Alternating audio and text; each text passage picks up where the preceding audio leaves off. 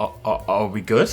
Am I gonna be okay? You never quite know these days, folks. Hello, welcome to what may be my final ever video as the channel gets shut down for some other stupid reason. Today we're going to take a look at 3 brand new Jurassic World, well, 2 Jurassic World sets and a Jurassic Park set, LEGO sets that have just been revealed. One of them is just really cool and worth looking at. 2 of them are relevant to Jurassic World Dominion and will contain minor spoilers for that film, although you can kind of see them on the screen already, so you know. So let's take a look at the Jurassic World sets first. You can see all these on the Lego.com United States site. Couldn't find them on the UK one quite yet. The first one we have here is Triceratops Pickup Truck Ambush, a very dramatic name if there ever was one. Let's make that nice and full screen there. Ooh, hello, cheeky. What's going on here?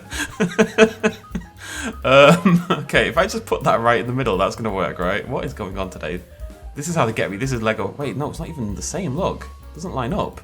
They're doing a madness. Anyways, so this is the first of 2 new LEGO Jurassic World Dominion sets, our first ever official Jurassic World Dominion toys. And we've got a few different things going on here with some new information about the plotline of the film. So, in the description, these characters are labelled as Security Guard 1, Security Guard 2, this man wearing a colander on his head for some reason, and then over here we've got Claire, of course, but we also have Franklin. Franklin didn't appear, as far as I remember, at all in the trailer. He literally did not appear once in the trailer, but here he is in full terrifying demon shifty form. There's Franklin appearing for the first time. We've also got a biosyn truck vehicle sort of thing, and we've got a getaway buggy sort of thing. And then over here there's a carrot on a stick, just because it's Lego and they like to mix things up and make things a little bit more playful.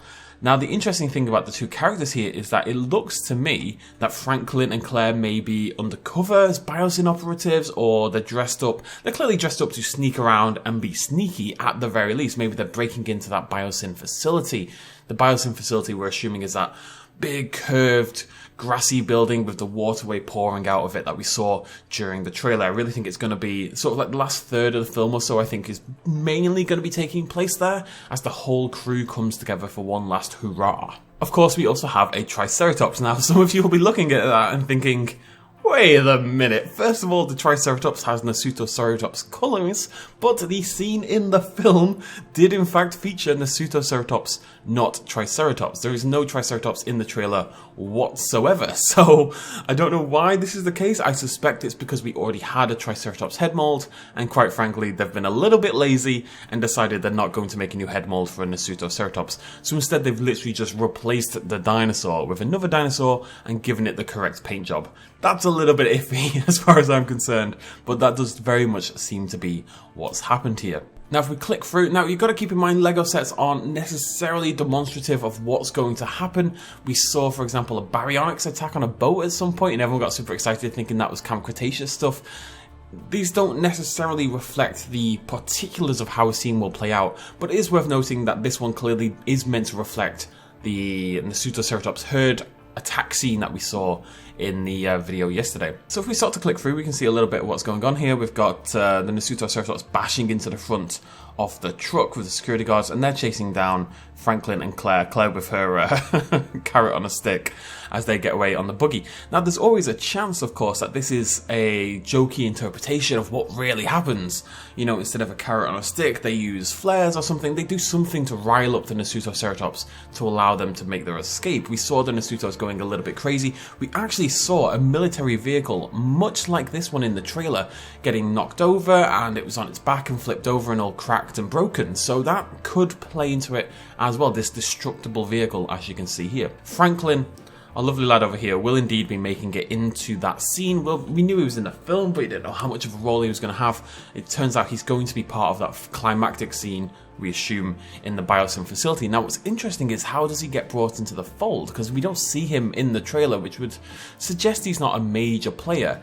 I suspect Franklin could be doing his own work, but perhaps maybe he's sneaking around in the biosyn facility. Maybe he's, you know, undercover or whatever, doing his own project. Claire finds him whilst they're there, and they break out together. That wouldn't totally surprise me. We'll have to see how that one plays out. The other set we have is called the Pyroraptor and Dilophosaur Transport. Now, I would definitely expect more sets to come along the way. There's no set with Owen in, for example. What we do have is another set with Claire, and Ellie is making an appearance. We've got a little radar dish sort of thing.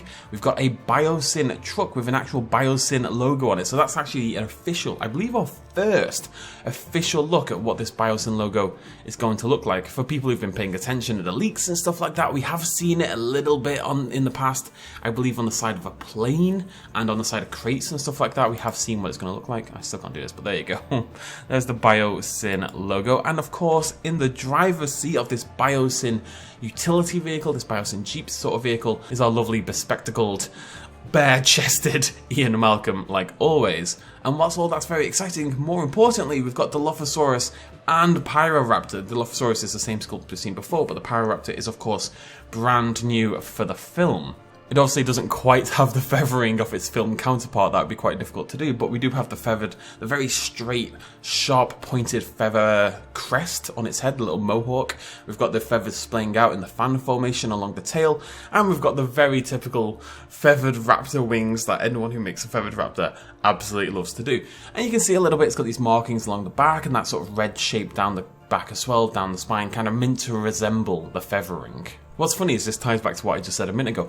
As far as we know, Dilophosaurus and Pyroraptor do not interact in this film. You know, the trailer definitely didn't suggest that. We saw the Pyroraptor in the kind of frozen environment. It was all snowy and freezing. We saw the Dilophosaurus in, I believe, the same environment we saw the Giganotosaurus at the end. It was dark, it was nighttime, it had this orange warm hue to it. There is a little bit of a suggestion that biodomes and sort of contained environments are going to play a part in this film. And that might explain some of the rapidly changing environments we're seeing. And if that's the case, maybe the Dilophosaurus and the Pyroraptor could interact. I would really like to see that. I don't think we get a lot of cross-dinosaur fighting in a way in this franchise. Well, we do, but it's always between either a large carnivore and a herbivore, or a large carnivore and a large carnivore, right? When's the last time? Never, actually, really. Other than Blue and the Indoraptor, that's the closest we get. We've never really had something like the Pyroraptor and the Dilophosaurus squaring off against each other. That could be a really interesting concept. I don't want any dinosaurs to get hurt, and I'm not big on the Dinosaur Fight Club idea, generally speaking, but I think that would be really cool to see them act a little bit more animalistic and naturalistic like that and defend their territory or something. Another thing I should point out as we hop onto this next image, you'll see we've got some new Pyroraptor renders there at the top right. If you look in the bottom left, you'll see it says Pyroraptor, Dilophosaur, Ian Malcolm, Ellie Sattler, God. So this woman who looks bizarrely like Claire Dearing is in fact not Claire Dearing. So what's interesting is it's Sattler and Malcolm working together, which is a combination I really want to see at least once in the film. Sattler away from Grant, but interacting with Ian Malcolm, because those two have like a little bit of an interesting relationship at the very least back in Jurassic Park, and I can see Malcolm still being his flirty self whilst Grant and Sattler are kind of reconnecting a little bit. But we can see here a little bit more how it's going to work as a transport vehicle. It's got this like closing bay at the background. It's a little bit the Lost World Jurassic Park-esque, not totally, but it's verging on it. And from this setup, it absolutely looks like the Dilophosaurus and Pyroraptor are going to interact. But of course, as I've said, we can't take this for granted. With the presence of a guard as well, this suggests maybe Ian Malcolm and Ellie Sattler are going to unite to rescue the Pyroraptor and rescue the Dilophosaurus. It does say that this radar dish thing is a dinosaur tracker, which definitely seems like the kind of technology Biosyn would be using if they've got this kind of open facility. It's kind of like a Jurassic Park, but more like a closed loop.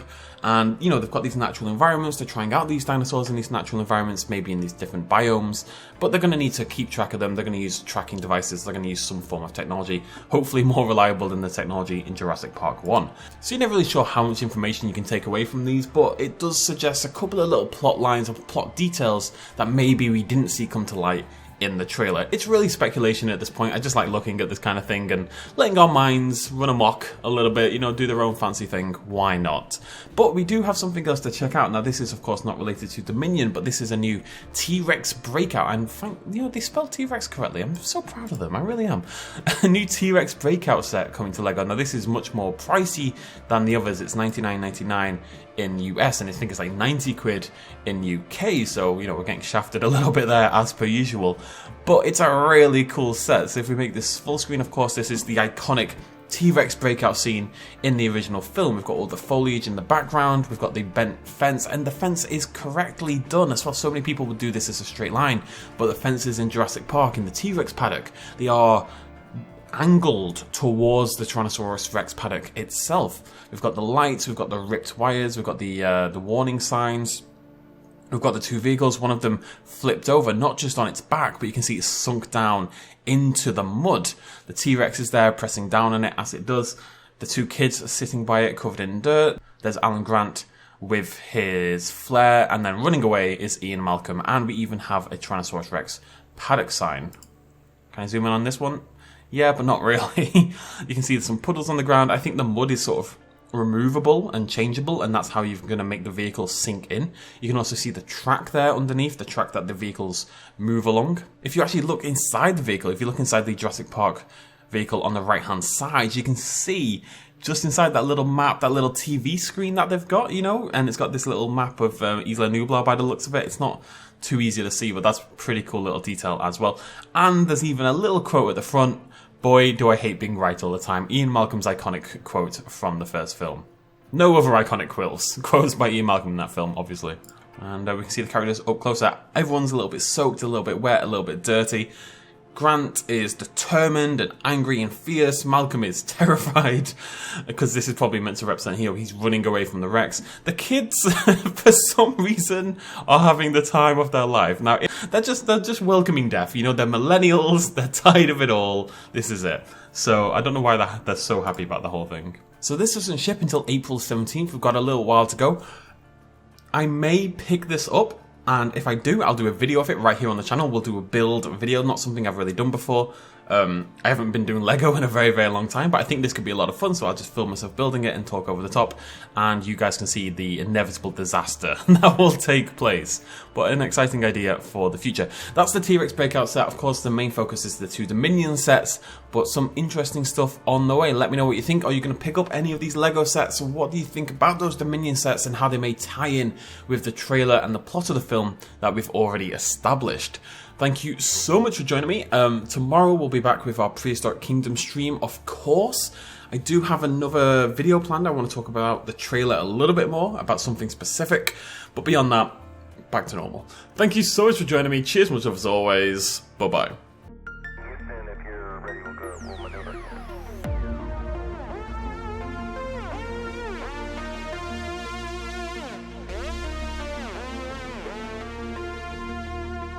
Reaching out.